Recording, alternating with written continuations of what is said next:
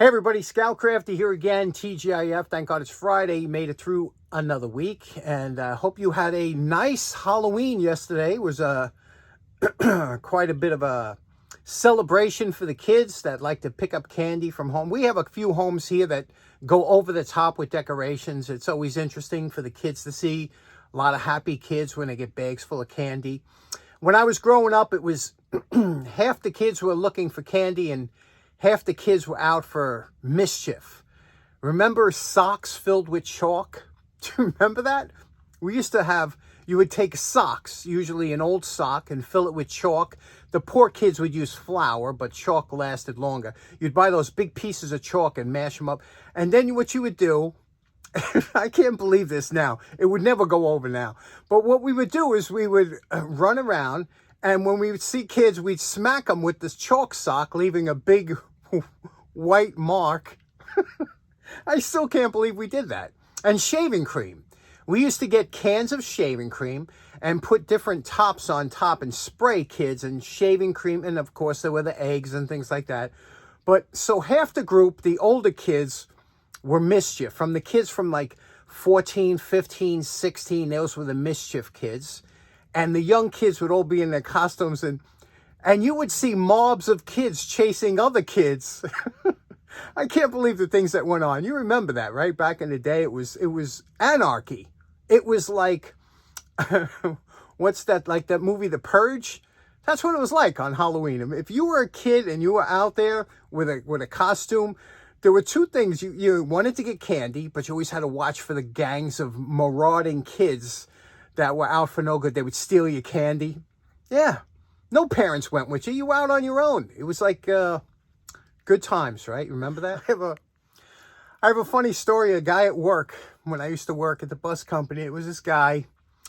And what he would do is all year round when he ordered Chinese, it's hard for me to get through this story without laughing. All year long, he would save his duck sauce, mustard, and soy sauce. Okay? Put them in a big bowl in the bottom of his refrigerator. And at Halloween, he would give out, he would come to the door with that big bowl, and the kids would be, and they got their mask on, they can't really see too good, they open up the bag, and he would drop in, duck sauce, or soy sauce, or hot mustard into their bag. And when I found out about this, I was thinking to myself, can you imagine at night when the parents were home and they were going through the kids' candy to make sure there wasn't anything in there. And all of a sudden they'd say, what? Who gave you this? Funniest thing ever, right? Anyway, we got a couple things to get to today. Looking forward to today's episode. Let's get started right away. Okay, first up, got some good news. You remember we did this knife on Wednesday. This nice, beautiful... I told you this. I know knives, and I'm saying this thing is... It feels, everything says USA made about it. It's heavy duty. It's thick blade, thicker than if it was an import. And really enjoyed doing this. But I looked up and found out what this knife was. This is a PAL, P-A-L, RH36. And it turns out, because there's no name here, it turns out that many of the names, and there's a slight, you can see the slightest of stamping on there, but apparently a lot of these were sent out without, the stampings were so light that they would, hardly recognize. So that's a common thing, but it definitely is an RH36. Looked it up. It's got the same exact pommel, the same rivet in here, and it's made with all the same, because you'll see what I mean, but that we were able to identify it. Beautiful knife. And they do range in price from inexpensive to expensive. Real quick, speaking of knives, I was just talking to my buddy Al Mackley, and we were just discussing knives, and I told him, I said, I got this knife here it's a replica of an antique knife, but this is one of my favorite knives. I got this from a guy on eBay years ago. He's known for flint knapping, and flint knapping is where you take... the obsidian or one of these old stones, they use glass, and they knap it. That's the process to make it into a sharp point. And this knife is scary sharp. It's a serrated blade, but extremely sharp. Now, obviously, you can't pry with a knife like this or anything. This is made for cutting through animal skin and things like that. And this is basically the our older generations would have used when they were making knives, and it was made from a deer antler, and this must be his trademark on there. That's so cool, isn't it, how he put that on? But it's a deer horn, and what they would use is they would split it down the middle, and then they would insert this and wrap it with sinew. That's sinew, animal sinew. It's super strong. What a beautiful knife. I love this thing. This thing sits upstairs in my living room, and I just think about back in the day, you know, before steels and things like that, when, you know, Native Americans and other, I mean, we're going way back, when they would use these type of homemade knives, and it was, again, super sharp. You could cut through, but again, no prying, because it would break, I'm sure. But to do this, that's a skill. And I like watching some of those videos of these guys that do flint knapping and things like that. You know what I'm talking about. Isn't that a nice knife? Next up, last week at the Long Island Tool Meet, my buddy Bruce Grattan always brings down a bunch of interesting things that he says maybe you like it for the show or whatnot. And he always has some great stuff. And as you can see, he got a clock movement here. But he knows I'm a light collector. And these are interesting things. Look at this. This is a Clipon Shade. Let's take a look at some of how these things work. Okay, so first off, we got this great cover-up Clipon Shade. This is really interesting. If you're down the basement and you have a light bulb just hanging from those fixtures, which we often have down the basement or whatever, and you want to dress it up a little bit, this is a diffuser, and it's got a clip. It'll clip right onto a light bulb, and it'll give you a much nicer look here. Let's find the light bulb I have down here and clip this on. Well made, nice heavy-duty plastic. Again, it's got the ribbing, the diffusing ribs on here, and this screws right on with a little finial here and a clip. So let's find the bulb and put it on. Now above the dake here, I have such a socket that we were talking about, a fixture. Let's put on that diffuser, see what it looks like. And there we go. I have a 60-watt bulb in there. Let me zoom in a little bit here, and there we go. I'll tell you, it's beautiful. It diffuses it nice. It really makes it look nice. If you had this on top of a ceiling or something, and if you had one bulb hanging out, really makes a difference. So isn't that something? So there we go. That was a 60-watt incandescent bulb. And the way the wire is set up in here, it doesn't transfer the heat, so you don't have to worry about melting or anything because it's got that thin wire. But very nice. That's awesome. Next up in Bruce's box of goodies is this GE Miser Circlite. Now, you have to remember something. During the transition from incandescent bulbs to where we are now with the LEDs, there was a whole bunch of bulbs that came out. There were the corkscrew fluorescents. There were compact fluorescents. There was compact fluorescents. There was a whole bunch of different, trying to get the wattage down. Now, this gives you the light of a 100-watt bulb for only 44 watts. Today, you could get the 100-watt worth of light in lumens for maybe 10 or 12 watts. So that's how far we came. But this is that transitional era, and I love this. So let's take a look at what this is. Here's the back of the box showing you how to put it in, and it gives you it's supposed to be more than 5 years. Again, that's increased by today, how much you'll save, where it was made, Cleveland, Ohio, although assembled in Mexico. And Underwriter's laboratory ratings, so you know it's good. Let's plug this in, see what it looks like. Now, this box has never been opened. It was glued shut, and here it is. Look at the old styrofoam here. Some instructions. Did anybody ever read the instructions that came with a bulb like this? And there's the ballast that you would need for it. So let me just look through it real quick in a second. Now, this is absolutely amazing to me. First of all, you can see here, this is the ballast, okay? All fluorescent lights need a ballast and usually a starter. This has to weigh as much as a 12-ounce soda can. This thing is heavy. I mean, I can't tell you. This thing probably weighs a pound or so. I can't believe how heavy this thing is.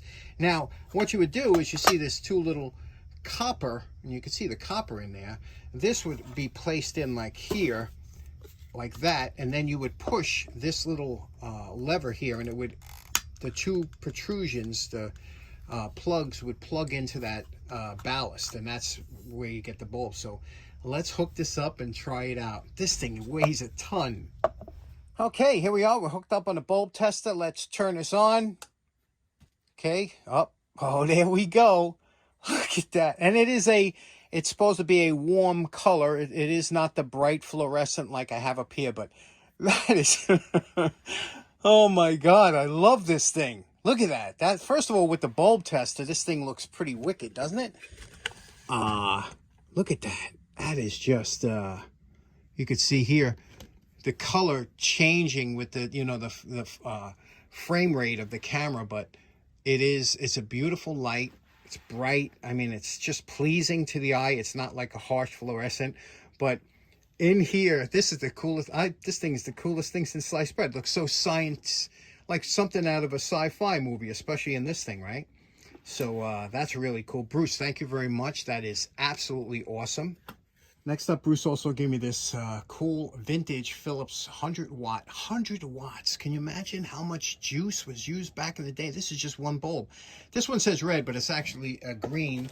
And let's turn this on. You can see here it gives a nice green glow. They used to use these for accent lights and whatnot, but at that kind of wattage, if you had 4 or 5 of these, you basically run your whole house. But it's beautiful, and the color really don't show up on the camera, but really cool. Okay, last up, Bruce gave me this great beacon light too. Now they came in different colors. This is a green one, and you can see how this lens is fluted. It's a beautiful lens, but looking on here, you can see that the make and model of the light, it was a Streamline, and it says here 120 volts AC, and it uses 1/10 of an amp. So I said, okay, I'm going to plug it. But before I plug it, I was shaking it. I heard something rattle in there. So I took out the screw. You unscrew the top lens here.